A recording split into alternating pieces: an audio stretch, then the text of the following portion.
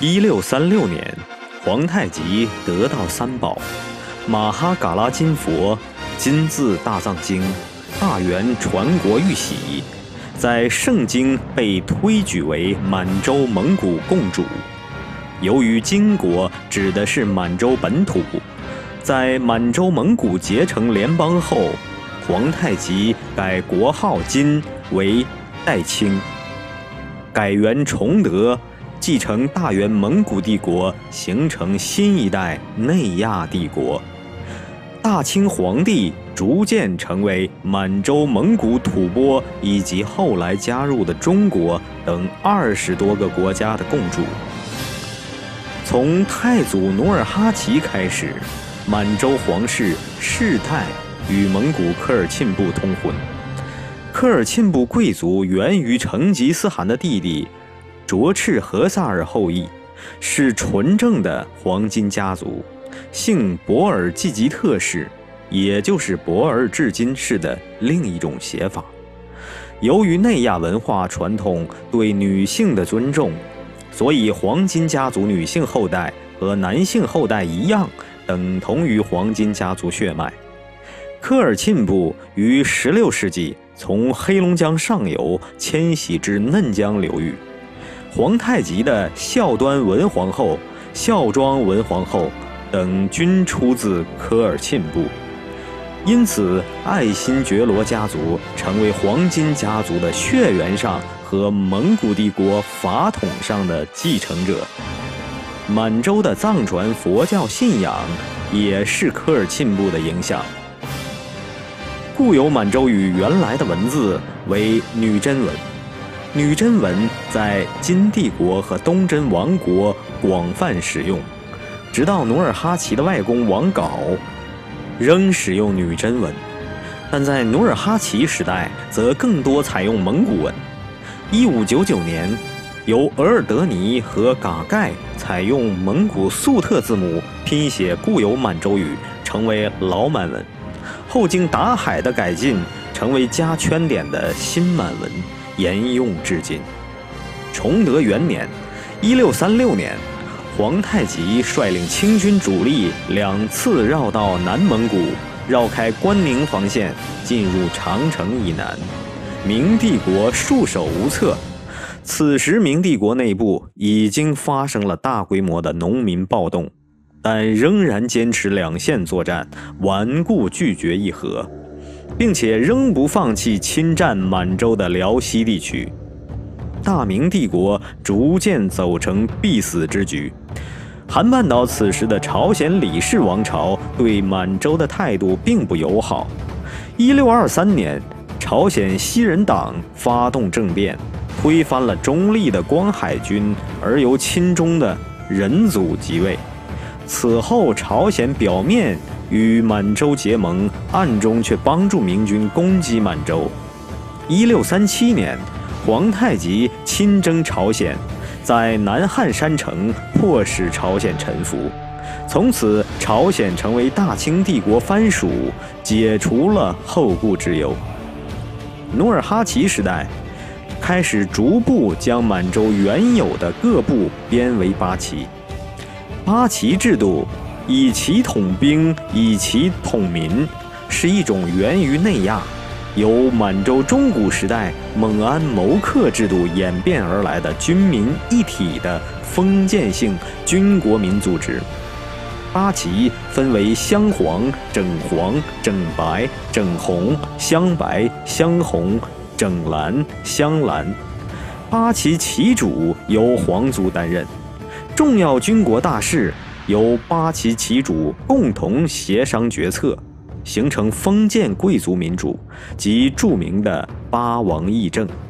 这也是满洲传统伯吉列制度的延续。沈阳故宫大正殿两边排列有10王庭，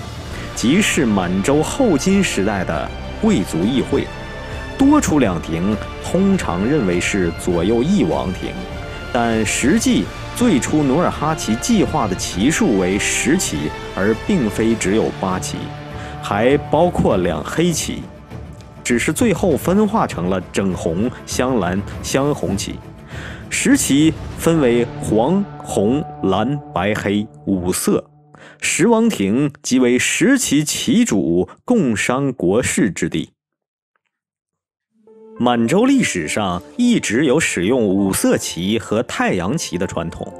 可考的史料可从辽金时代算起，如契丹国旗为日月图案，女真国旗为太阳图案，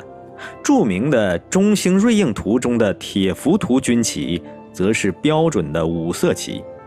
其中以黄色太阳代表中央，黑色代表北方，蓝色代表东方，白色代表西方，红色代表南方。无独有偶，东北亚亲邦日本与韩国的国旗日章旗与太极旗中央也都是同样比例的太阳图案，这也绝非偶然。满洲的5色旗传统后演变为大清帝国海军将旗，也直接为北洋政府继承，作为北洋民国时代的国旗。满洲奉天时代沿用并有所变化，并最终成为大满洲国国旗。因此，满洲国5色国旗绝非一部分人认为来自于中国，实际恰恰相反，不但一开始就起源于满洲本土，而且是经历了1000多年的不间断的传承，承载了丰富的政治、历史、人文内涵，是满洲人宝贵的文化遗产。8旗旗主之下为各级领主和旗人，满洲的所有族群均编为旗人。与中国式编户旗民不同，8旗内部事务仍然是以封建组织为单位，高度自治的。旗人来源有女真、蒙古、燕辽汉人、朝鲜、索伦、锡伯以及俄罗斯等族群，彼此完全按照封建关系整合为一个整体，而并不对族属进行区别。1635年农历10月13，皇太极正式将满洲定为国民共同体的统称，但这并不是改名，而是正名。满洲这一称呼实际自古以来就指代东北亚大陆地区，满洲就是物极末节的另一种写法，而藏传佛教尊称大清皇帝为曼珠施利大皇帝，即视为文殊菩萨化身，所以满洲与文殊的谐音也使藏传佛教在满洲的地位非同一般。金真元清时代是东亚的一个整体的冰期，气温下降导致自然灾害的频发，在大清帝国建立的前后几十年间是这一小冰期的高潮时段。由于满洲本来就习惯于冰封苦寒，且人口压力不大，因此对满洲虽有不良影响，但不显著。但对于中国的农业社会而言，则是致命的。当时，包括中国的南越、湖广地区都有暴风雪的记录，京杭大运河封冻，需要民夫凿冰才能通航，将帝国急需的粮食和财帛从江南运往北京，农业大规模减产，瘟疫伴随着饥荒席卷中国北方。明帝国并不体恤民末，反而频频用兵，对外频繁进行所谓3大征，继续横征暴敛。除了饥荒和瘟疫，1556年陕西华县还发生了人类历史上死亡人数最多的超级地震，造成中国至少1%的人口在几秒钟内直接死亡，更多的人则流离失所，衣食无着。无尽苦难压榨之下，走投无路的人们只能揭竿而起，用互相吞噬的杀戮和抢劫作为求生的唯一手段。其中闯王李自成和大西王张献忠通过残酷的杀掠壮大起来。李自成世居米脂，李继迁寨，李继迁即李元昊之祖父，为大白高国王族拓跋氏后裔，即党项化的鲜卑人。米脂为内亚党项人聚居地，所谓米脂婆夷绥德汉，其地民众直至今日仍以颜值著称于世。史在李自成人高全身，赤目合鼻，为典型的内亚图兰型外貌。由于之前萨尔浒之战明军主力尽丧，加之瘟疫流行，导致整个帝国的军事力量严重削弱。李自成率领的农民起义军压力减少，得以迅速做大。1639年1月的清军战略反攻开始，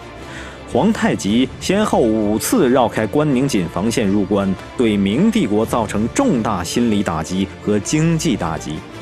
同时也使辽西明军疲于奔命。明帝国任命兵部尚书洪承畴为蓟辽总督，继续与满洲为敌，双方围绕锦州、松山一线展开拉锯战，互有胜负。1640年，中国境内各地频繁爆发洪水、蝗灾、瘟疫、饥荒，多地出现人吃人的惨剧，暴民蜂起，盗贼遍地，人命贱如草芥。而满洲则以人为本，珍惜人力。早在建州时代，辽东少壮强勇的居民投奔建州女真的就达到10之45，而在此前清军5次入关时，更有数十万山东、河北灾民饥民自带干粮，跟随清军移民满洲，过上了安居乐业的正常生活。武德充沛者则很快加入八旗，成为反抗明帝国暴政的勇士。而明崇祯帝仍然一意孤行，拒不和谈，拒不退回关内，而是丧心病狂，孤注一掷，妄图一举歼灭满洲。明帝国倾举国之力，征调集结全国最后一批有生力量13万大军，即所谓九边精锐，与清军展开松锦会战。这是清军与明军的战略总决战。锦州位于辽西，为满蒙战略要冲，明寇长期在此盘踞，是抵在新生满洲咽喉的一把尖刀。1641年，为了拔掉这颗明帝国的毒牙，清军包围锦州城。洪承畴率领明军主力抵达松山，以优势兵力夹击清军围城部队。清军一度处于下风，数次交战失利，明军来势汹汹，敌众我寡，战局陷入极度危急局面。满洲继萨尔浒之战后，又一次面临亡国的威胁。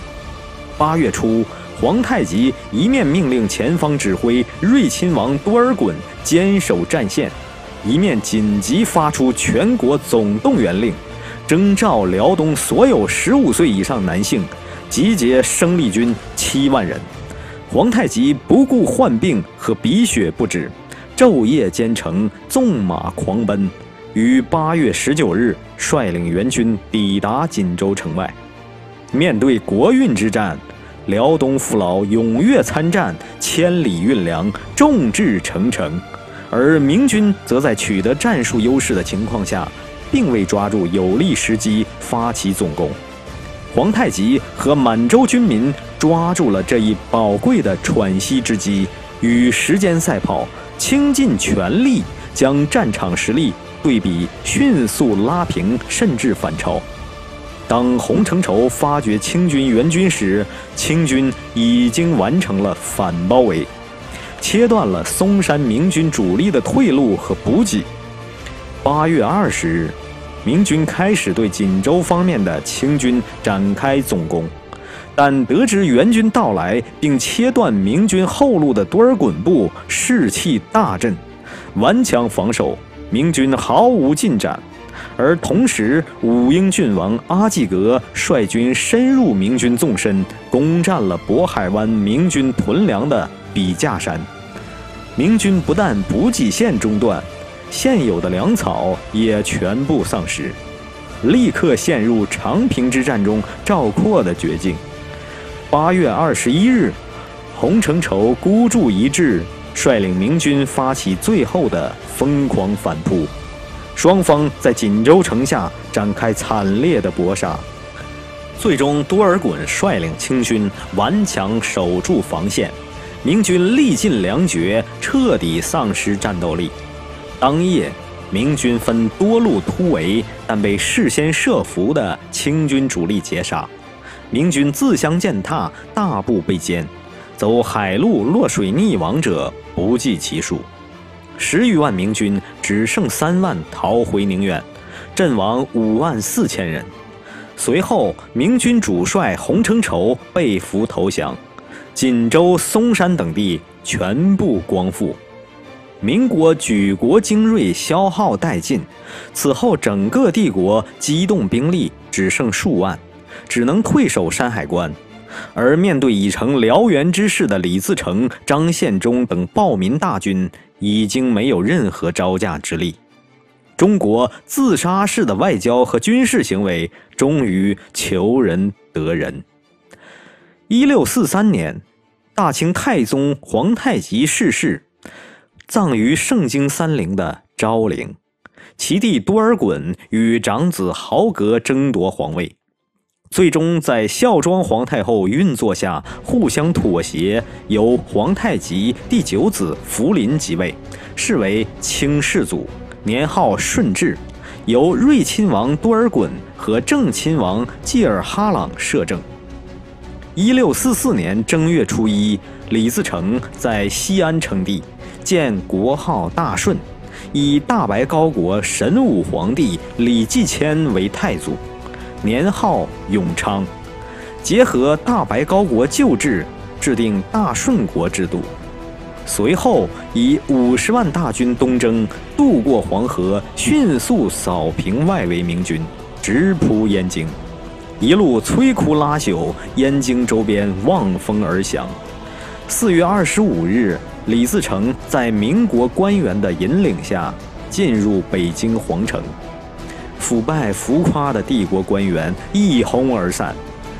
崇祯帝走投无路，在眉山自缢而死，大明帝国宣告灭亡。李自成进入燕京后，露出了暴民本色，开始纵容部下对民国投降官员和富户进行大肆抢掠，搜刮钱财女子，燕京人心惶惶。此时明帝国最后一支有战斗力的部队为山海关守将吴三桂的关宁铁骑。关宁铁骑与辽东铁骑主体为中国化的女真人和蒙古人、燕辽人，他们精于骑射，崇尚武力，而与他们的前辈郭药师、张弘范那样，对中国文化不屑一顾。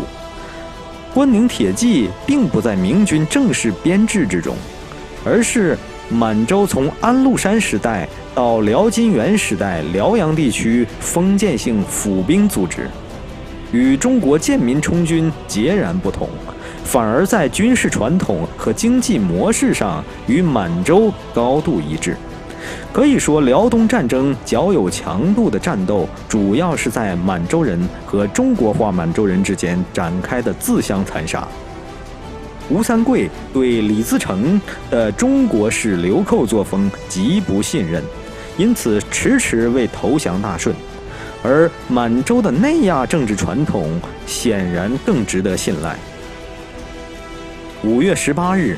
李自成率领大顺军主力6万讨伐吴三桂。吴三桂兵力处于劣势，向满洲摄政王多尔衮请降求援。多尔衮率满洲联军12万，急行军300里，于5月26日黄昏赶到山海关。5月27日黎明，多尔衮在山海关外接受吴三桂的正式归降。随后李自成和吴三桂在山海关附近的一片石展开激战，直至下午。吴三桂部处于崩溃边缘，而此时突然战场上刮起猛烈沙尘暴，吹向大顺军。多尔衮抓住这一时机，命令八旗铁骑顺风对大顺军发起冲锋。大顺军阵线立刻土崩瓦解，全军溃散。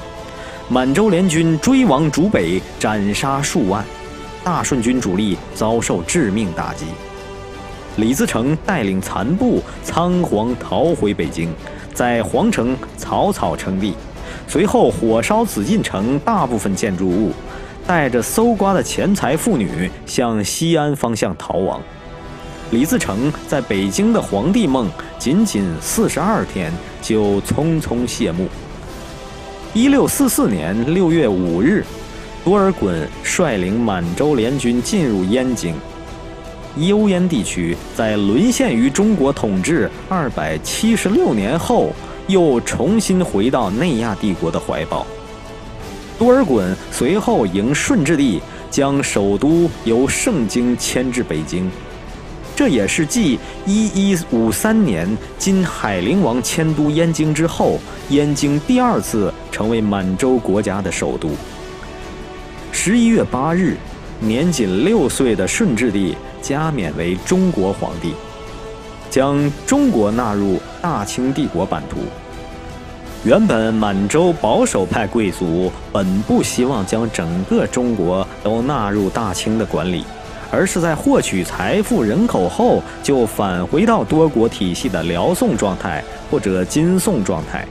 但迁都燕京后即发现，由于时过境迁，如果不进一步控制京杭大运河的漕运和作为提款机和粮仓的江南地区，则无法在经济和政治上维持燕京的统治。贼船以上，身不由己。而且中国的士大夫阶层根本无力保护自己免遭闯贼张献忠等暴民的抢劫和屠杀，苦苦哀求大清帝国的保护。出于人道主义和现实政治考量，大清帝国只好流满洲人的血去换取东亚的稳定。摄政王多尔衮野心勃勃，大权独揽，实际等同皇帝，是成功版的金海陵王。从此以后的大清帝国变成了加强版的金帝国。尽管成功复制了金元帝国的成功，却一样患上了大一统癌，这个东亚帝国的不治之症。之后，大清帝国采用高超的政治手段和攻无不克的八旗劲旅，迅速扫平李自成、张献忠等流寇和南明小朝廷，征服整个东亚。随着15世纪大航海时代开始，欧亚内陆逐渐失去了其世界主要交通线的地位。随着新航路的开辟和欧洲的崛起，经过内亚的物流、财流、人流逐渐减少。内亚的衰落从蒙古帝国兴起时就已经开始，伴随着蒙古帝国的解体而加剧。满洲的再度崛起和大清帝国的建立，是内亚最后一次形成共主联邦的大帝国。在这之后，秩序的流动则主要来自海洋。而大航海时代兴起的同时，欧亚大陆上古老的黑貂之路仍然在广袤的内亚延续着。满洲人和欧洲人都酷爱毛皮，毛皮贸易刺激着探险家们。16世纪，俄罗斯帝国开始向东方扩张，迅速灭亡了内亚各大游牧帝国，控制了西伯利亚。1598年，俄国灭亡西伯利亚汗国，向远东前进的道路被打开。黑貂之路的源头，也就是北满地区，传说中的富庶之地，如磁石般吸引着探险者的步伐。1636年，皇太极建立大清帝国的同年，俄国探险者到达俄霍次克海，将整个西伯利亚纳入俄罗斯帝国的版图。从此，俄罗斯成为世界陆地版图最大的国家。1652年，俄国哥萨克雇佣军进入黑龙江流域，与当地达斡尔人发生冲突。驻防宁古塔张京海瑟率部在乌扎拉村与哥萨克雇佣兵发生战斗。尽管清军人数占据绝对优势，但面对欧洲的近代防御工事、火器运用和技战术，仍然损失惨重，战斗失利。因此，海瑟被顺治帝处死，改由宁古塔将军沙尔虎达统军出战。此次经过充分准备，成功击败俄军。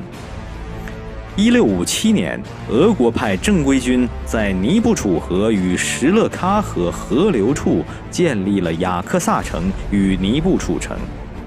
雅克萨原为索伦汗国的首都，索伦汗国源自东真王国，后被皇太极编入八旗。俄国在当地建立军事据点，引发清俄之间发生进一步的外交和军事上的冲突。1685年，清康熙帝在平定三藩之乱后，派将军彭春5月22日从爱辉率5000人，5月25日攻入雅克萨，又准备焚毁牧城，俄军于是投降。雅克萨督军托尔布金在受降仪式上发誓不再返回雅克萨。部分愿意加入满洲八旗的哥萨克被编为康熙俄裔禁卫军。之后，清军撤军，而俄军指挥官托尔布金违背誓言，卷土重来。因此，1686年夏，黑龙江将军萨布素率领清军重新攻打雅克萨。俄军欧洲式城防体系十分坚固，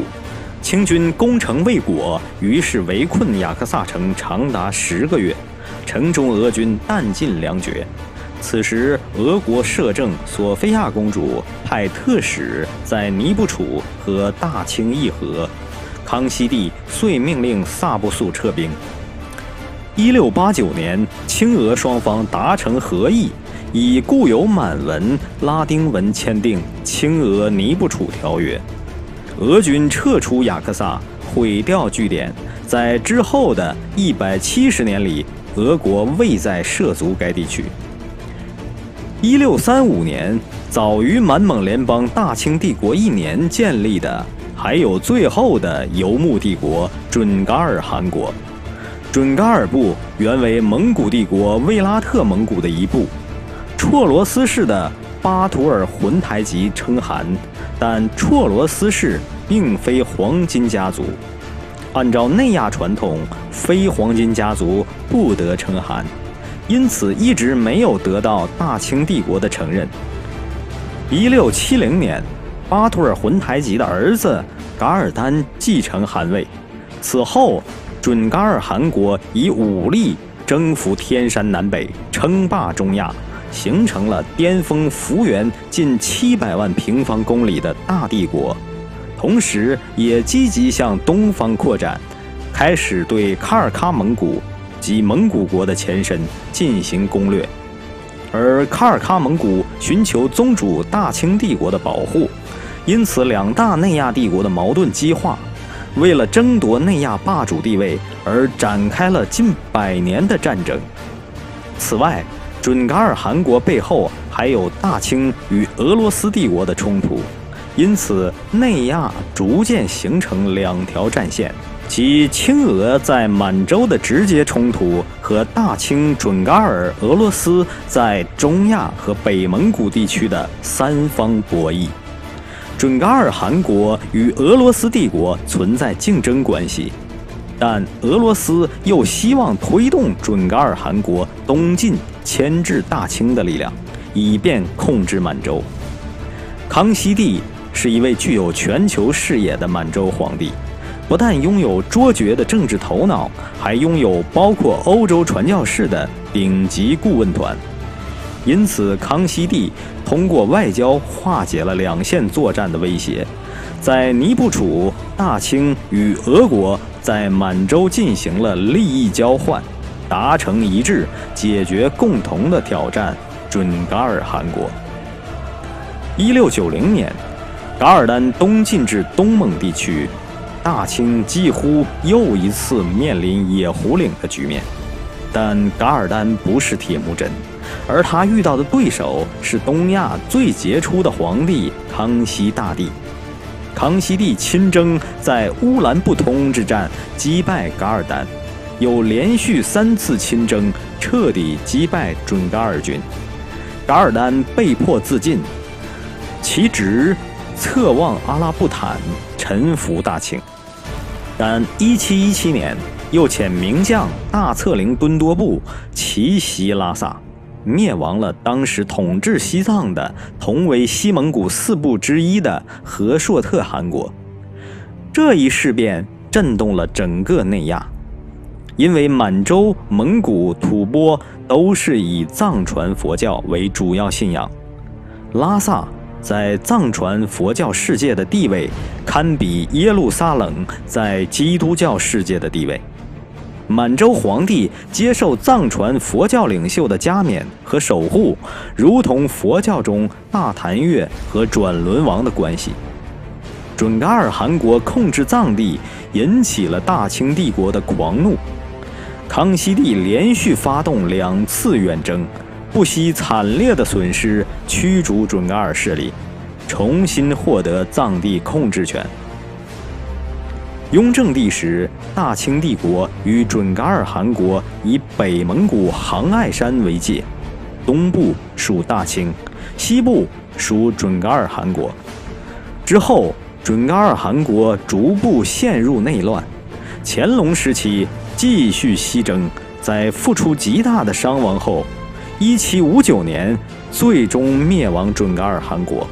并对其部众采取了极为残酷的屠杀。至此，最后一个草原帝国灰飞烟灭，大清帝国完全控制了南北西蒙古、东突厥斯坦以及青藏地区，与俄罗斯帝国平分内亚。大清与准噶尔汗国近100年的血腥争霸战争，成为满洲人的绞肉机。满洲作为大清帝国的发源地和本土，成为兵源的储备地。在各类对外战争中，大量满洲人被征调作战，或者成为驻防八旗。这不但精确重复了金帝国的历史路径，而且变本加厉，有过之而无不及。满洲本土的精英力量为之一空。为了维护帝国统治，常年的劳师远征对于旗人来说，不仅是沉重的经济负担，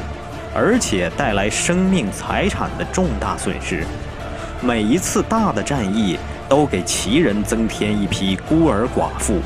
西征准噶尔几次全军覆没，都导致京八旗家家带孝。对于鳏寡孤独伤残者的抚恤，始终是八旗内部一项重要工作。而且对于旗人，大量户口损失造成旗人抱养养子的现象十分普遍。养子的来源往往来自民人或者忠心的家臣，因此旗人从来都不是以血缘划分的。在中国种族主义者发动的辛亥暴乱中强行贩卖的所谓满八旗、蒙八旗、汉八旗，是为了政治上分化肢解满洲共同体，而并不是历史真实存在的划分。因为满洲八旗共同体内部从未进行种族细分，同一旗色下的各种来源的旗人没有明显差别。但相对于满洲八旗共同体之外的民人及中国人，旗人则享有超国民待遇。所以满洲八旗相对于中国而言，确实等同于国中之国。入关后的满洲八旗分为原来满洲关外编成八旗的旧满洲，和满洲八旗入关后陆续吸收满洲地区的边疆部落，以及民国降兵编入新满洲。在大清帝国后期，因生计问题日益困难，中国地区部分汉军被出旗为民，但关外满洲地区旗人丝毫不受影响。因此，旗人即满洲国民的前身，是政治身份而非种族身份。后来南中国流氓无产者发明的汉族、满族等伪概念之狭隘与低级，不言自明。正是大量吸收的新满洲成为八旗的兵源，织成了大清帝国对东亚和内亚的无数场流血战争。然而满洲人流干自己的血，换来的却是一个日益中国化的集权帝国。在乾隆中后期，满洲的成年八旗骑士已经不足以填补消耗，满洲10几岁的见习骑士西单都被征召一空。例如著名的锡伯人也几乎整个部族被派往伊犁河谷，从此远离满洲故土。人口的流失也就意味着政治传统和技术传承的削弱。在大清帝国体系中，满洲作为燃料和引擎，在将帝国推向巅峰的过程中，也将自己数千年积累的秩序储备燃烧殆尽。